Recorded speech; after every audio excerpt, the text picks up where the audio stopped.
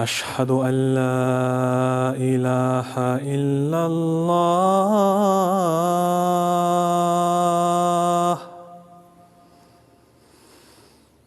أشهد أن لا إله إلا الله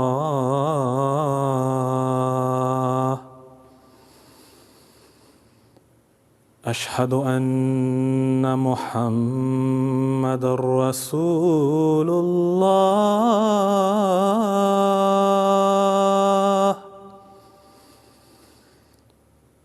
أشهد أن محمد رسول الله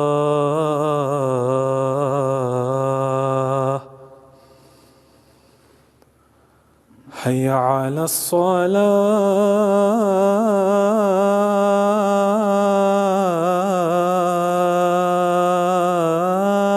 الصلاة حي على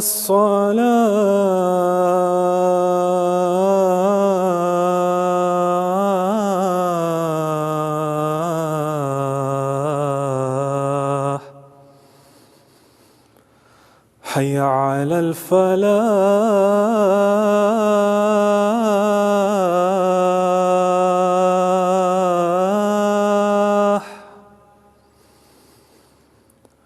حي على الفلاح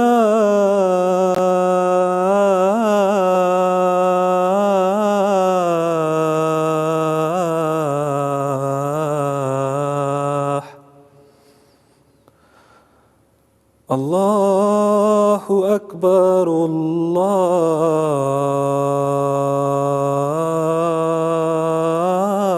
الله أكبر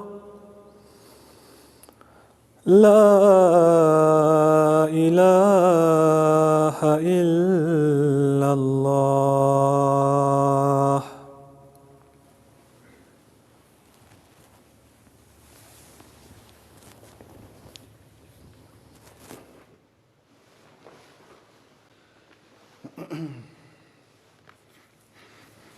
السلام عليكم ورحمة الله.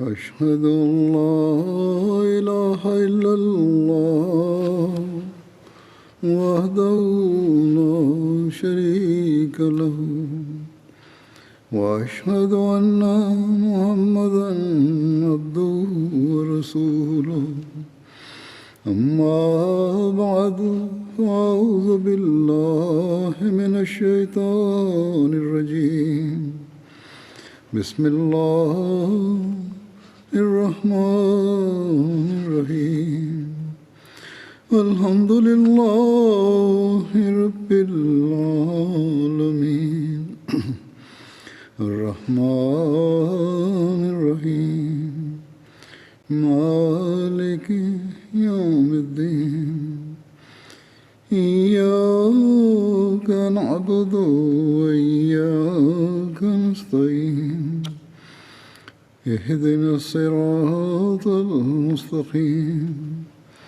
صراط الذين أنعمت عليهم غير المغضوب عليهم ولا الضالين.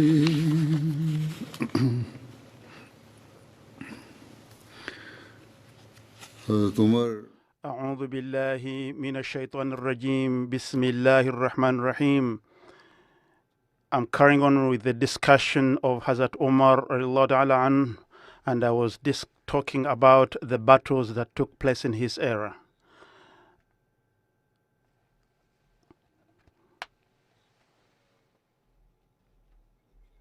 Hazrat Bashir Ahmad in Sayyid Khatam Nabiyyin, in his book, he's writing about what took place and what the prophecy was given to the Holy Prophet regarding the victory that was to happen in the time of Hazrat Umar. Writing about this, Hazrat Bashir Ahmad writes that on one time when they were digging the ditch, they came across a rock which they couldn't break. And the Sahaba, they were tired, they were hungry for 3 days. And they approached the Holy Prophet ﷺ and said that we have come across a rock which we can't break. At that time, even the Holy Prophet ﷺ, he had also a stone which he had put on his stomach. But he came and then he used the pickaxe and struck the rock, and then there was a flare, and then he said, Allahu Akbar, and then he said, I've been given the keys of Syria. And then he said, I can see the red palaces, the red forts of Shira. Then also he struck the pickaxe the second time, and there was a flare, there was a kind of flash that struck with this. And then he said, I can see another victory which has been bestowed upon me. And then he struck the third time, and then there was a flare. And then he said, the Holy Prophet ﷺ, Allahu Akbar. And then he said, I've been given the keys of Yemen. And then he said, at this time I'm being shown the gates of Sana. And then the rock got broke, and according to another narration, the Holy Prophet was saying Allahu Akbar, and he said this 3 times. And then after this, he narrated the vision. Then after that, he got busy with his work. After breaking the rock, then the Sahabas also started to dig the ditch as they were carrying on. But this incident is in relation to that revelation which was revealed to the Holy Prophet ﷺ, and the Holy Prophet was shown the victories which were to be achieved by the believers. Though this was an encouragement to the Muslims, when the hypocrites of Medina heard this, they used to say that those who cannot even step their feet outside Medina, how can they predict about Qaisar and Kisra? How can they say that the keys to the palace of Caesars have been given to the Holy Prophet or will be given to the Muslims? But these prophecies were fulfilled in the times of the companions of the Sahabas of the Holy Prophet ﷺ, and this was a source of tranquility and an increase for the faith of Muslims, seeing the fulfillment of the prophecies of the Holy Prophet ﷺ.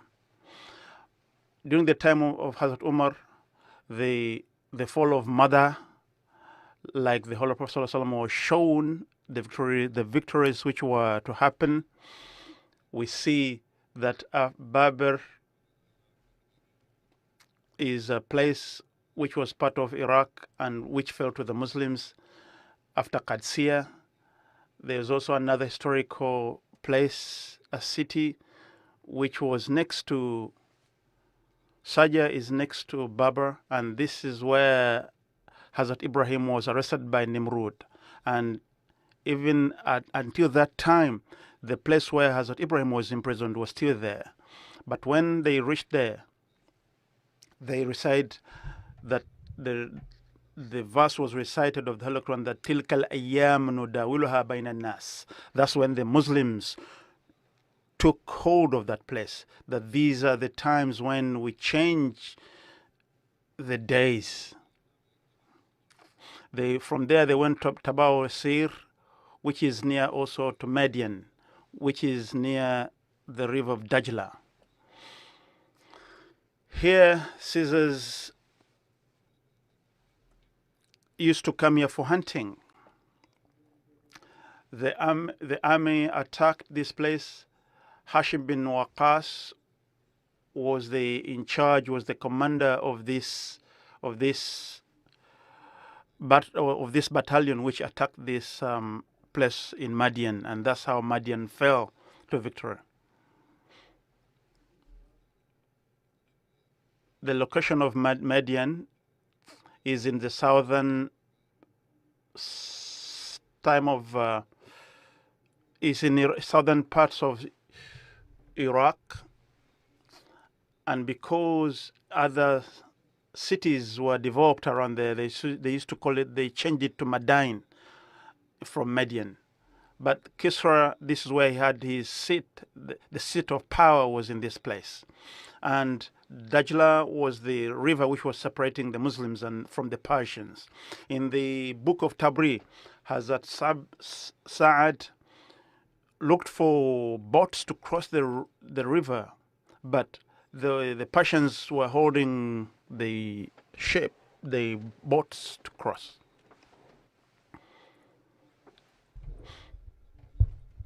But the people, the villagers around,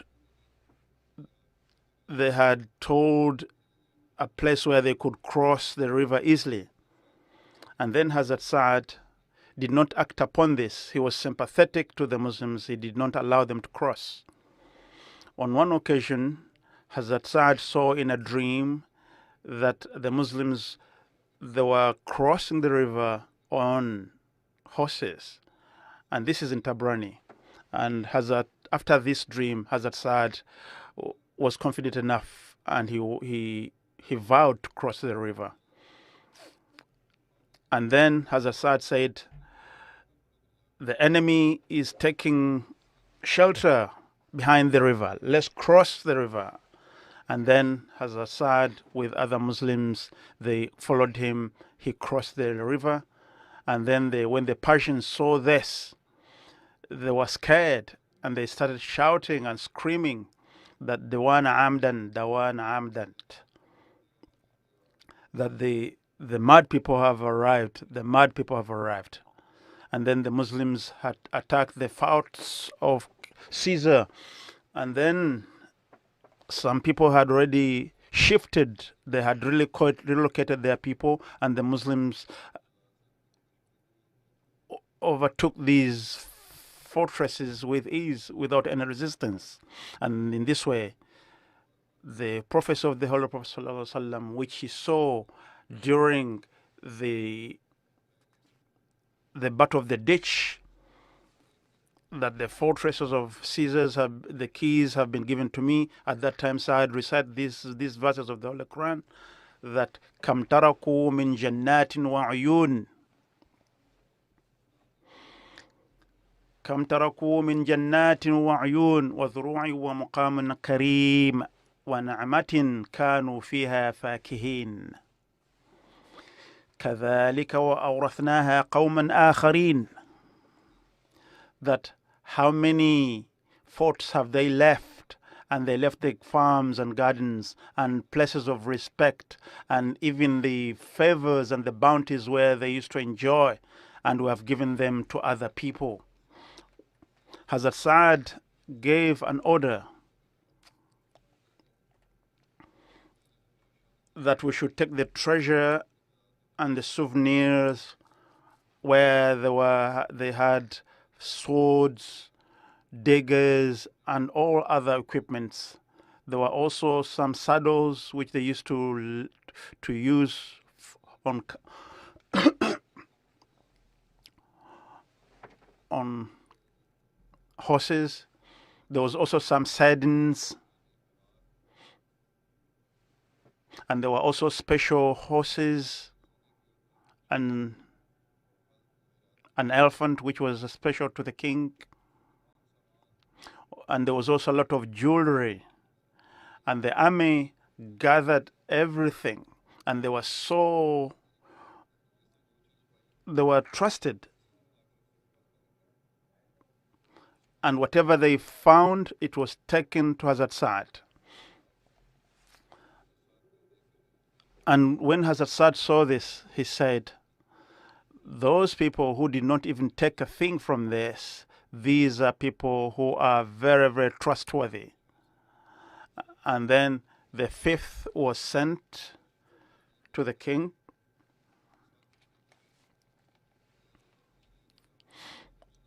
And when the Iranians saw this victory, and when the treasure was brought to Hazrat Umar, a fifth which was supposed to go to the Muslim treasury, then Hazrat Umar was also astonished to see that there are such trusted army of the Muslims.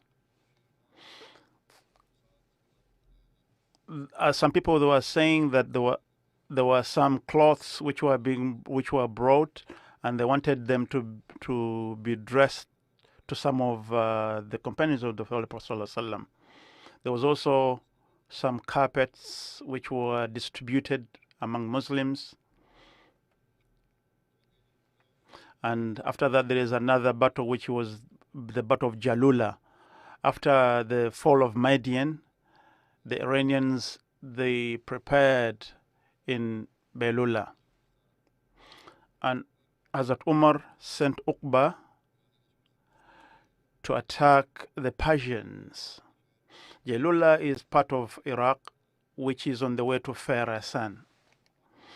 This is where the battle took place between the Persians and the Muslims. When the Muslims got to this place, they seized the city. And for months, the Shiza took place. The Iranians were attacking time and again, about 80 times. And they wrote back to Hazrat Umar that Hazrat Qaqa is camped in this place. And then they were seeking permission to pursue them, to trace them, to pursue the enemy beyond this place. And then he said,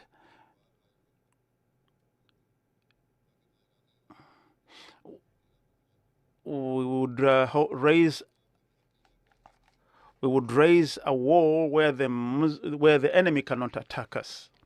But Hazrat Umar wrote back and said that I prefer the peace for Muslims. I'm more inclined towards saving the life of Muslims. Saad ad-Dawli was given some clothes, some utensils, and there were also some prisoners of war which were sent to him. And according to another narration, one of the fifth, it was given to Ziyad bin Abu Sufyan, who took these because he was in charge of registration and also keeping accounts of what they had. Hazrat Ziyad had discussed this with Hazrat Umar, and he gave him the detail of what had happened. And Hazrat Umar said that, can you stand before the Muslims and give these details, what you are giving me right now? And Ziyad said, yes, in the name of Allah, I fear none on the face of the earth more than you. If I'm able to say this before you, how can I fear to say it before other people? And then Hazrat Ziyad stood before the crowds after that, and then he narrated, he gave them the detail, how the war took place, how they fought, and how they acquired bounties from the non-believers. And they wanted also to pursue them after this victory. But Hazrat Umar said that this is a very good orator. After his speech, he has talked well. And the fifth, which was presented to Hazrat Umar, Hazrat Umar said that the bounty which has come is too much, there's no storage for it, and I have to distribute it immediately. Hazrat Auf bin Auf, they started guarding the place. The bounty came, the wealth came, and it was put in the open, in the courtyard in Medina. But when the morning broke, then Hazrat Umar came with other people. He came with people and started distributing. He started giving very expensive jewelry. And when Hazrat Umar saw them, when the they showed everything, when they displayed whatever was there, Hazrat Umar started weeping. And then one companion asked him that, why are you crying? This is the time when we should be thanking God. Hazrat Umar said, I'm not crying for any other reason. It is because this wealth which is coming to you may cause some rift between you instead of the brotherhood which should be holding you. This is what is making me weep. And in any nation where there is discord, where rifts appear, then they start fighting each other. This is the moment which even requires istighfar, begging forgiveness before Allah. And we see today that because of the wealth the Muslims are holding, they have rancor between themselves. There is a rift between them.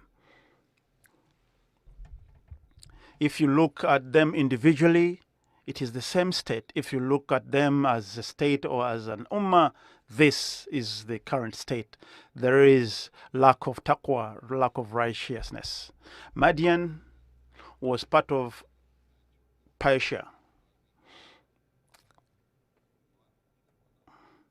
But before the victory, they fled after hearing the victory that had happened in Madian. And Khoshro and Ziyun, who was a big officer, he left a few remnants of the army to guard the place, and then they left. Hazrat Saad stayed at Jalula, and then afterwards he sent his army to Qaqa.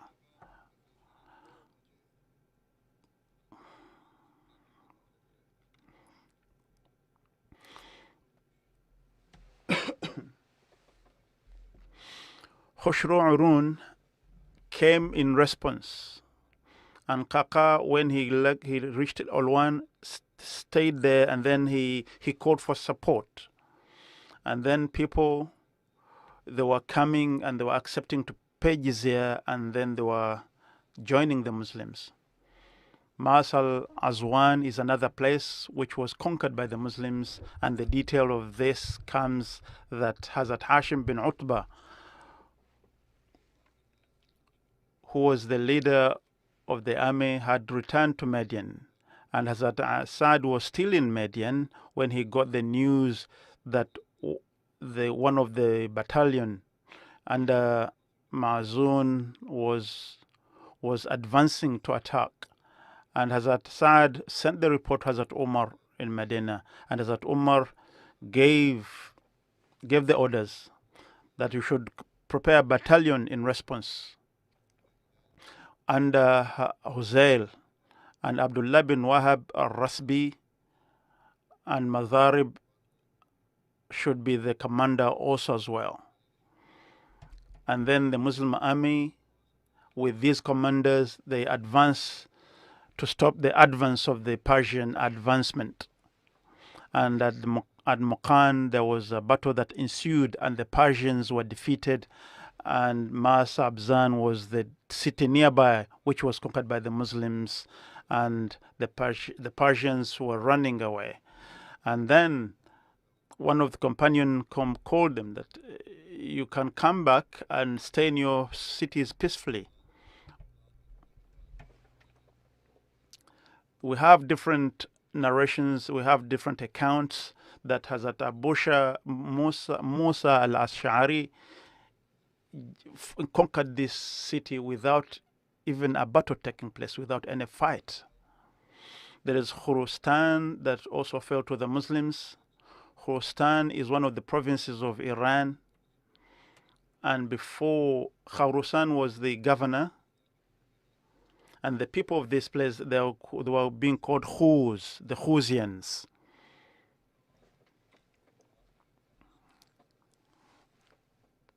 They were between Basra, Asfian, and between these mountains, along this mountain range.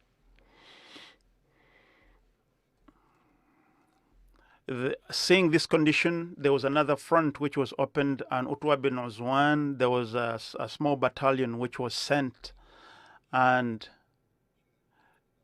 they camped near Basra. And this battalion managed to conquer the places around.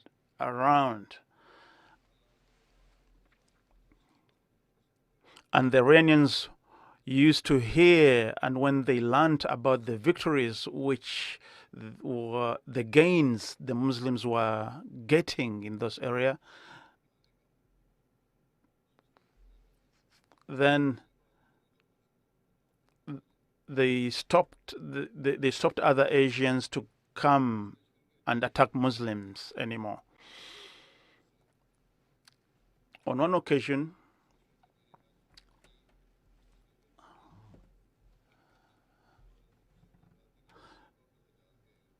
there was a battalion which went back to Jihaz to meet Hazrat Umar and Hazrat Mughira bin Shu'bah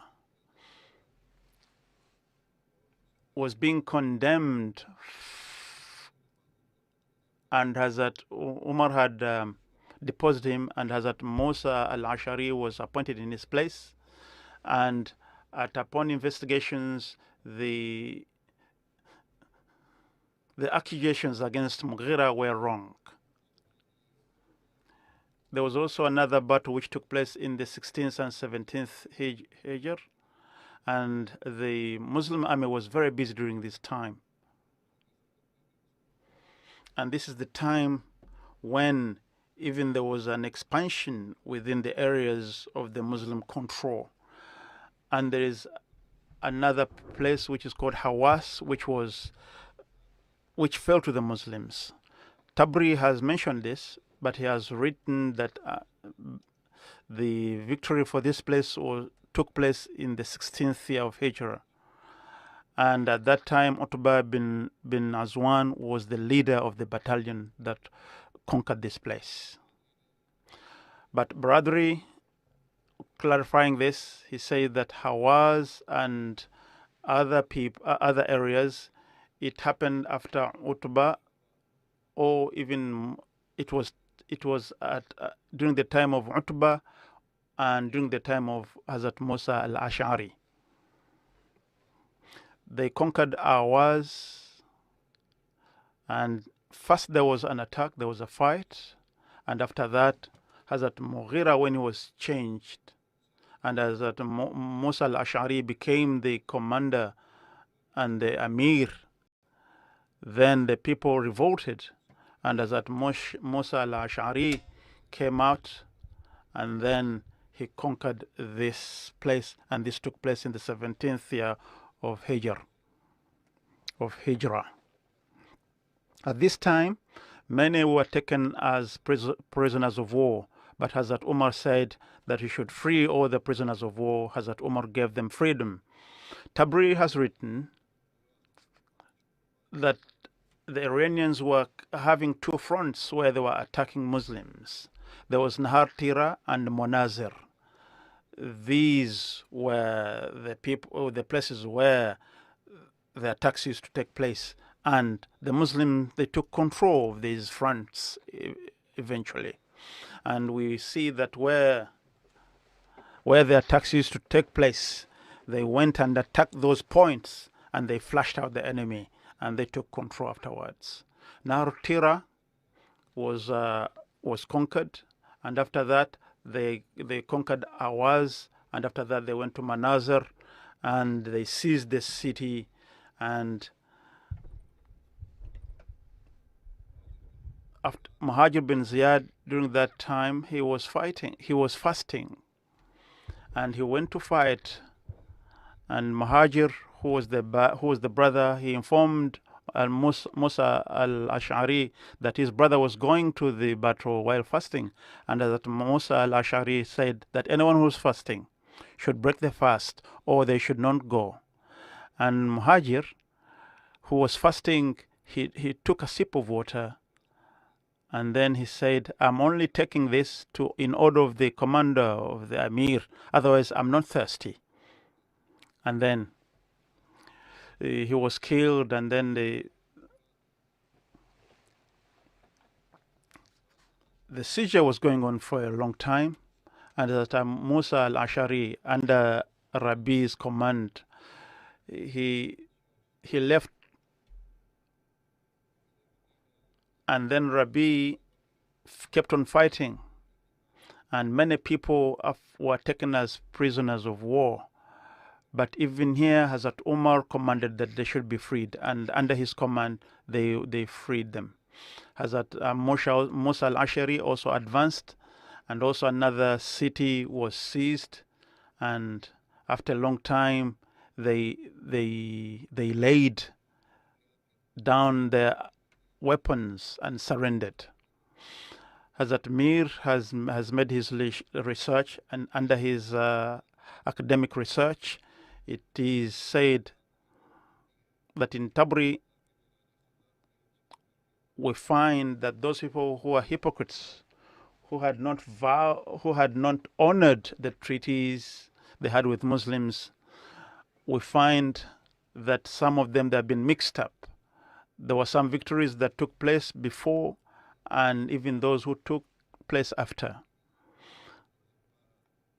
Everything has been mixed up between the treaties before and the victories after. But this is his viewpoint.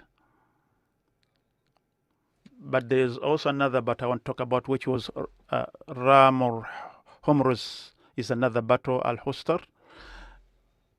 Yasjar,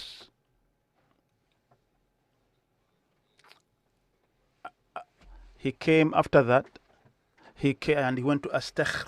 This is a place, but he did not accept defeat, and he was encouraging people to fight the Muslims, and he was striving that where the places I've been talking about where the Muslims had taken victory, they wanted to regain those places. And the other reason why the battle took place why this battle took place was that because the leader here was already fighting the Muslims. He had already taken place in the Battle of Qadisiyah, and he returned to his city. And then he was attacking Muslims from here.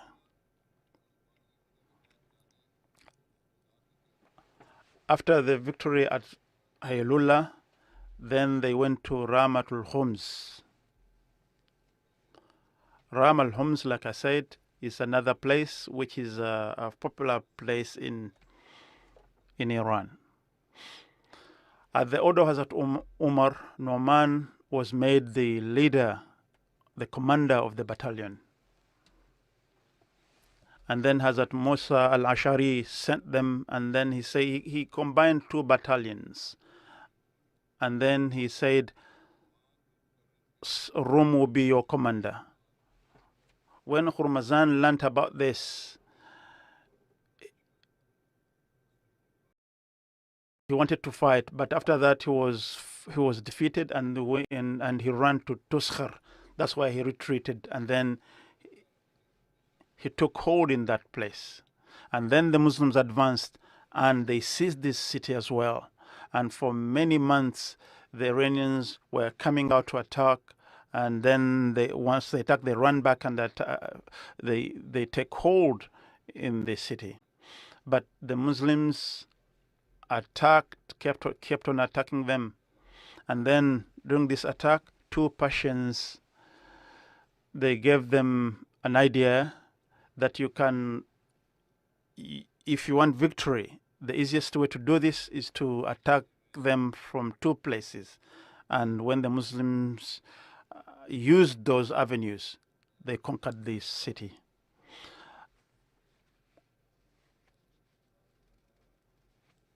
Abu Hanifa Dinawari has written, and he said that the seizure of the Muslims, they had seized it for a long time. And one person came to Abu Musa al-Ash'ari, and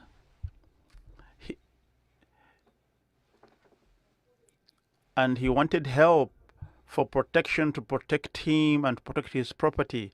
And Hazrat Abu Musa al-Ash'ari was given protection, and then he also accepted Islam. And at that time, that person had said that I can also tell you how the Muslims can enter the fortress. And then Hazrat Abu Musa al-Ash'ari sent him with another person. And then they crossed a small tributary and then a small river. And then they went into the city. And then he covered the other gentleman, said, pretend to be my servant. And then they entered the city. And he showed him everything. And after that, he brought him in the same way. And Ashraf bin Auf told him whatever he saw, whatever was shown to him. And Ashraf bin Auf said, you should send with me 200 brave men. And there is a way I will attack the gates. And likewise, he entered through the gates to the city. And then the Muslim armies entered the city chanting Allahu Akbar. And then the Muslims, they seized the fort.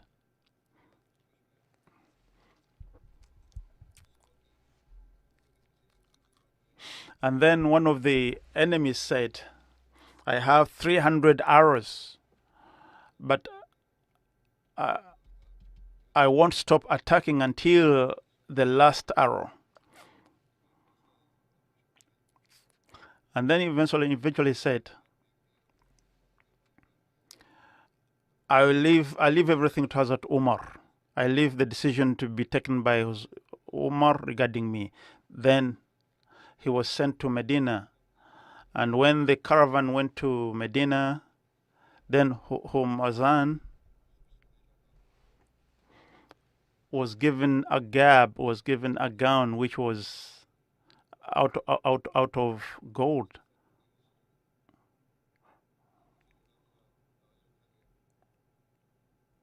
Rather, there was also a crown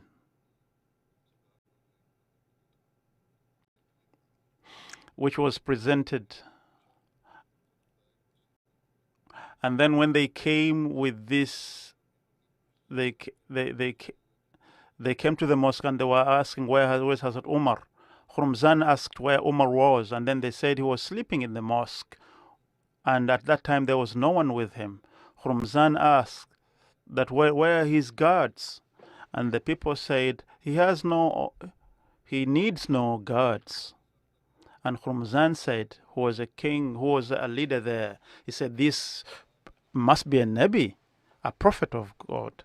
And then the people said, no, he's not a Nabi, but he's a person who follows prophets. And then the people asked that, are you Khurmzan? And then he said, yes. Then Hazrat Umar, when he woke up, he looked at him. And then he looked at his cloth. He said, I seek refuge with Allah. And then the people said, this is Khurmzan. Speak to him. And then he said, unless until he takes off his jewelry, his dress, I can't speak to him. When the battle was taking place, it was because of the hypocrisy that the Persians had. And then Khurmzan said, when God was not with us, with any of us in the days of ignorance, but now because God is with you is why you are achieving victories against us. And then Hazrat Umar said that you used to overcome us, overcome us because you were together, you had unity, and we were divided. That's why you used to overcome us. And then Hazrat Umar said that you used to be treacherous against us. Now what are you after? And then he said, we used to be treacherous because you were Muslims. You had turned against us and accepted Islam. And we did not want to live as peaceful neighbors with you. And then I was afraid that maybe before even I tell you this, I would be killed. Then he asked for water, and Khurmzan was given some water. And then he said, I can't drink from this kind of utensils, this kind of cups. And then Hormuzan said, I'm afraid that as I'm drinking water, I will be killed. And then Hazrat Umar said, no one can attack you unless until you drink your water. And then he said, if this is the condition, then he said, I'm not going to drink this water. And then the punishment, that because of the hypocrisy, because of their treacherous measures, he was to be killed. And then he said, I wanted to take protection, shelter, by doing whatever I'm doing. And then eventually he accepted Islam, and he accepted all his treacherous ways before accepting Islam, and he was given by Hazrat Umar, and even he appointed a salary for him. Afterwards, they were given the invitation, and before that, the invitation was given to them, to the Muslims, to accept Islam. And there's a detail of this, that when Hormuzan came to Hazrat Umar, he was given a cup to drink water from. And then Hormuzan, before he could drink the water, he threw away the cup. And then Hazrat Umar said, I give you respite for some time, and let me see what you do. And while he was giving respite, he said, Ashhadu an la ilaha illallah wa ashhadu anna Muhammadan abduhu wa rasuluh. That I bear witness there is none worthy of worship except Allah, and I bear witness that Hazrat Muhammad is his prophet and messenger. And then Hazrat Umar asked Hormuzan that, why didn't you believe before? And then he said, oh Amir Mu'mineen, I was afraid that people should not say that I'm believing because of the fear of death, or accepting because of the fear of the sword. And then he accepted Islam, and he became a special emissary of Hazrat Umar bin Khattab. But it also comes that even in the martyrdom of Hazrat Umar, Hormuzan also contributed to the death of Hazrat Umar, Hazrat Umar's martyrdom. But Hazrat Muslim Maud was not supporting this doubt.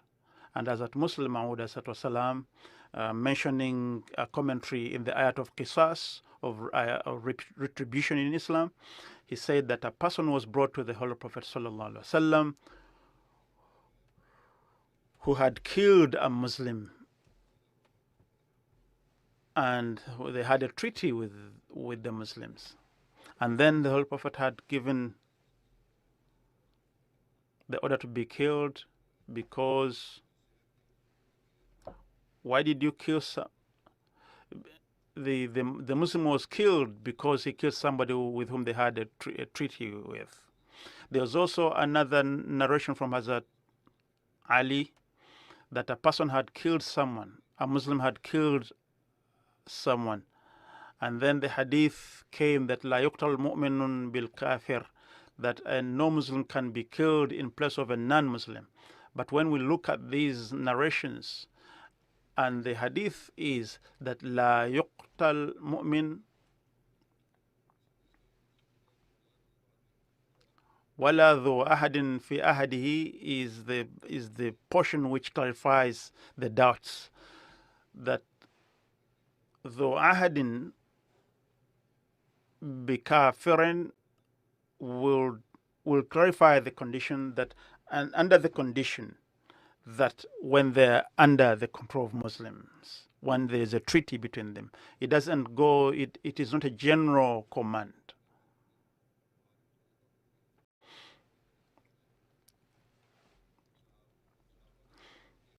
When we see the practice of the companions, the second Caliph says that the Muslim never used to kill them. And Kamazman bin Khurmazan also tells us there's a narration about this man who was an Amir, and there was a doubt that he was involved in the killing of Hazrat Umar. Ubaidullah bin Umar killed him.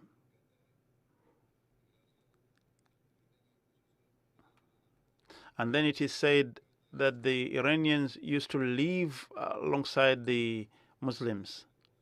And it is said that one time Firoz, who killed Hazrat Umar, came and met my father, and he had a dagger in his hands which was sharpened from both edges, and my father seized him and then caught his hand and said, what do you need with this dagger? And then he said, I use it to rear camels.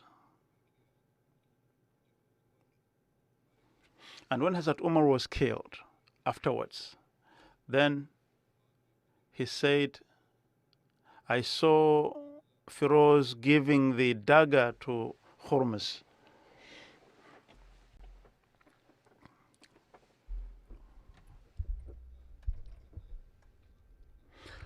The son of Hormuzan, the youngest, he said that Abdullah, the young son of that Umar, killed my father. And then he said, Ubaidullah was brought to me and said, oh, my father, this is the one who killed your father. And you should kill him. And then he said, I took him, and as I was taking him out of the city, people were joining me, and no one was attacking me. There was no resistance, and everyone was requesting me to leave him. And then I addressed all the Muslims and I said, that is it not my right to kill someone who killed my father? And they said, yes, it's your right to take the revenge. And then Ubaidullah, he started to say words against him. And then they said, is it not your right to take him away from me?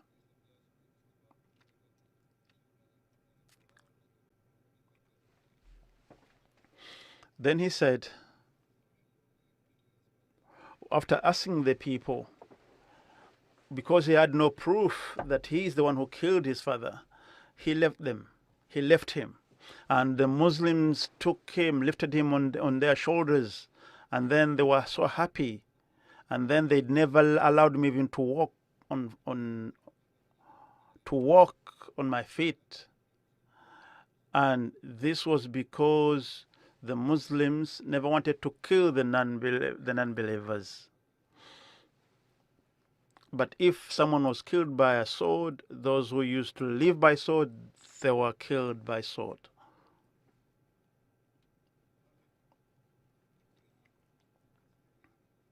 But here, though here they say that he had, the father had believed and was a Muslim, and that's why he was forgiven. But it was a general rule then, and this is the rules within Islam, that without proof they cannot kill someone in Islam. And it is the responsibility of the government, that because even then he was brought and there was no one to press charges from the family of Hormuzan, that's why even was freed. And Khalifa Sani clarifies that it is very important to clarify this, that who should is it the government to take responsibility, or we leave it to the family of the victims?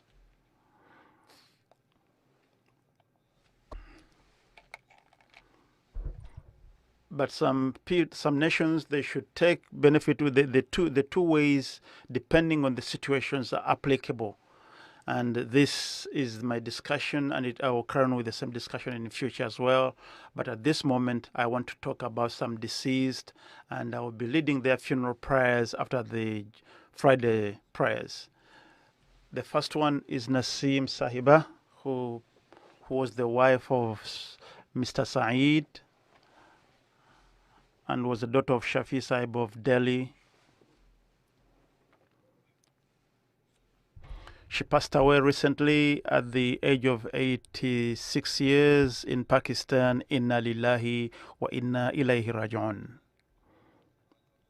Hazrat Talash Said Shafi Sahib, who was who used to live in Delhi. He was a good author, and he had about 16 papers which he used to produce in that time. He was from Khaja Mirdad Sahib's family. He was a progeny from this family. And Pir Nasib Hazrat Shafi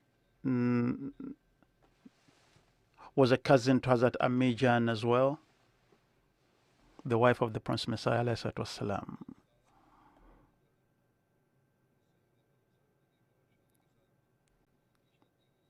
In 1957, when the marriage took place,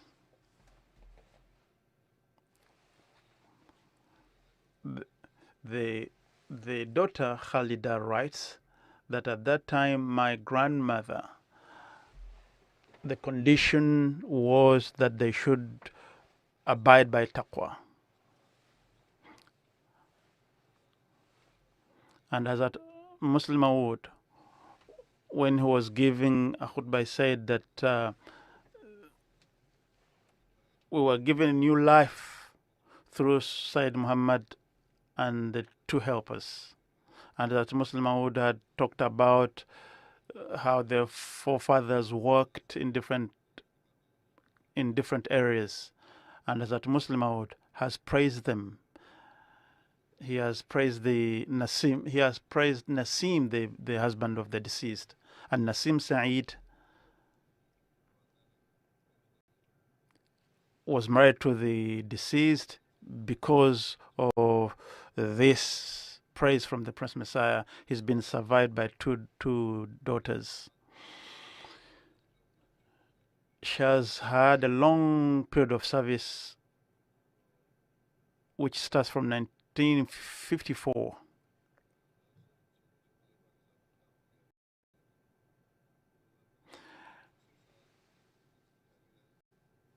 He worked for almost 61 years. Said Saab was in the army, and there was always transfer for him, and then she used to also go with the husband, and that's how she got the opportunity to serve in different cities. She was also a well-learned lady, and there are about 20 writings which she has left behind about stories for children, and also life about some religious sages.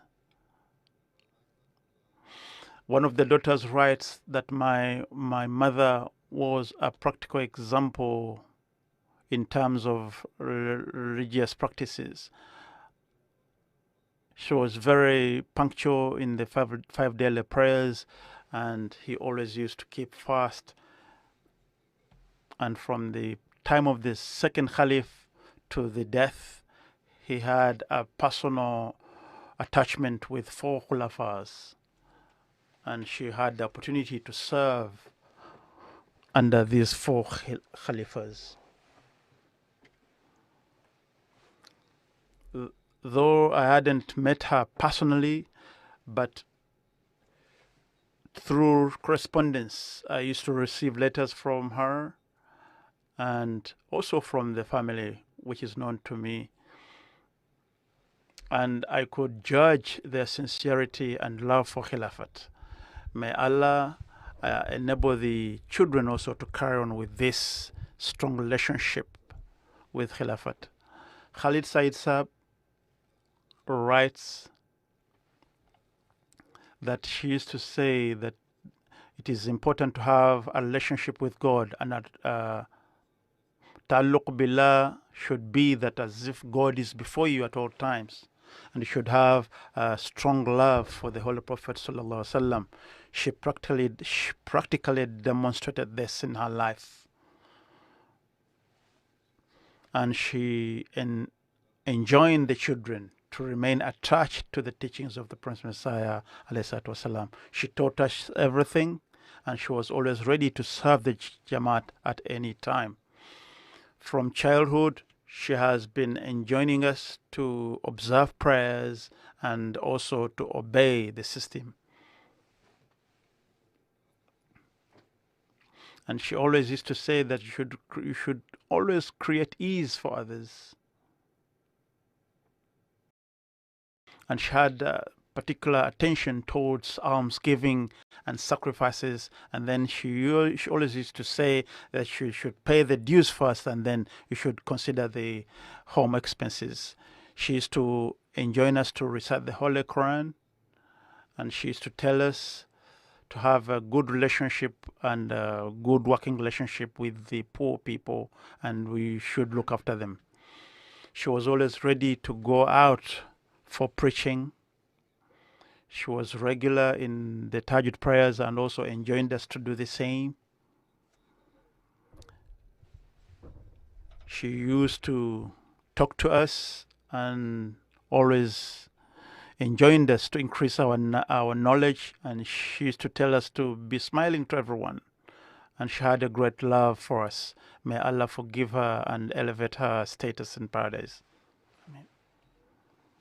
May Allah enable her children to carry on the good works. The next one is Mahmoud Barsab from Germany. I want to talk about who passed away because of cancer at the age of 46. The great-grandfather, Hakim Sahib, is the one who accepted Ahmadiyyat, and in this way, Ahmadiyyat came into their family. This was a companion of the Prince Messiah, ﷺ, who accepted Ahmadiyyat. He's been survived by a wife and 2 daughters. The wife, Samira Dawood, writes that he was ready to serve the community in any way, any time. And he's someone who gave precedence to his religion over world affairs. And everyone says that he smiled at all time, and he was always ready to serve.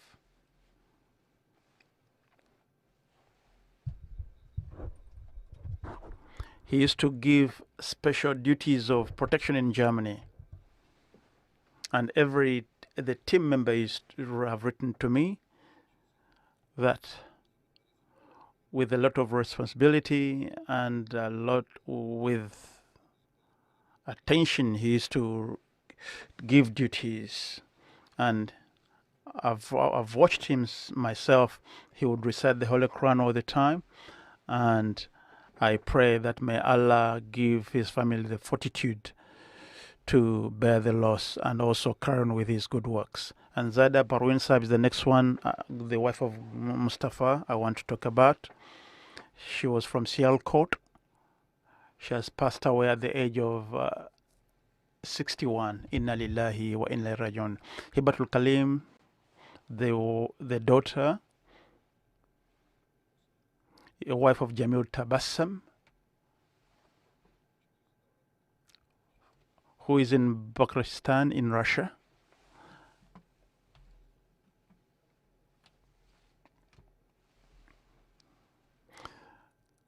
She writes and says that my mother was a born Ahmadi by grace of Allah, and she was a Musia.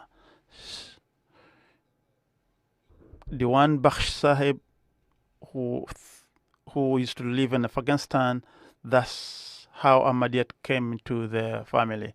She says that ever since I gained consciousness, I've been always observing her, observing the Tahajjud prayers and all regular prayers. I've seen her very attached to the Khilafat. She's been survived by four boys and 3 daughters. Some of them are Waqf Zindagi, devotees of life, and 2 of them they're married to missionaries. And because they are outside Pakistan, they were not able to to meet their mother and they were not able to bury their mother. May Allah forgive her. May Allah enable the family to carry on with their good work, with her good works.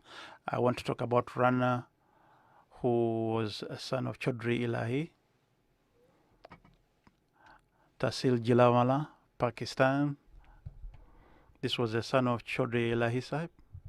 On the 26th of June, because of due to heart attack, he passed away. Inna lillahi wa inna ilayhi raji'un. By grace of Allah, he was a Musi, and he has given his service under Ansarullah for a long time. He worked as Secretary Ziyafat and Financial Secretary. And till his passing, he was still occupying these positions. He was a very energetic worker. And I pray that may Allah have mercy upon all the deceased. May Allah enable all the children of the people I've talked about to bear their losses. Al-Hajj Mir Sahib, who was Sabiq, the ex-Amir of Bangladesh. He passed away recently. Inna lillahi wa inna ilayhi raji'un. He worked on different positions. He was National Amir until 2003. He worked also Secretary Ishtanata and Secretary Tabligh from 2013 until the death. He was the Amir of Dhaka. During the time of his amirship, there was a lot of construction work that took place. He constructed the mission house and also different mosques. He was a very religious person. He was someone who was always coming forward to serve. He was a very devout member, and he's been survived by 2 sons and 1 daughter. May Allah forgive him and forgive all the deceased, and may Allah enable their children to carry on with their good deeds. Like I said, I'll be leading the funeral prayer in absentia for all the deceased after. Alhamdulillah, nahmaduhu wa nasta'inuhu wa nastaghfiruh. ونؤمن به ونتوكل عليه ونعوذ بالله من شرور أنفسنا ومن سيئات أعمالنا من يهده الله فلا مضل له ومن يضلل فلا هادي له ونشهد أن لا إله إلا الله ونشهد أن محمدا عبده ورسوله عباد الله رحمكم الله إن الله يأمر بالعدل والإحسان وإيتاء ذي القربى وينهى عن الفحشاء والمنكر والبغي يعظكم لعلكم تذكرون اذكروا الله يذكركم وادعوه يستجب لكم ولذكر الله أكبر.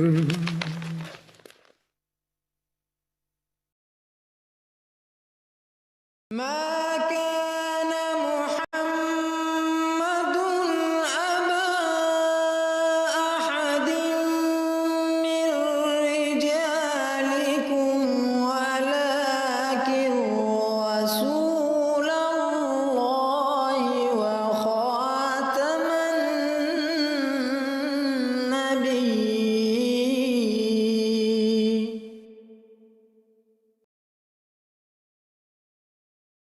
يا عين فيض الله والعرفان يسعى إليك الخلق قد ذماني يا بحر فضل المنعم المنان تهوي إليك الزمر بالكيزان يا رب صل على نبيك دائما في هذه الدنيا وبعث ثاني يا شمس ملك الحسن والإحسان نورت وجه البر والعمران قوم رأوك وأمة قد أخبرت من ذلك البدر الذي أصباني يا رب صل على نبيك دائما في هذه الدنيا وبعث ثاني يبكون من ذكر الجمال سبابة وتألما من لوعة الهجران وأرى القلوب لدى الحناجر كربة وأرى الغروب تسيلها العينان يا رب صل على نبيك دائما في هذه الدنيا وبعث ثاني يا من غدا في نوره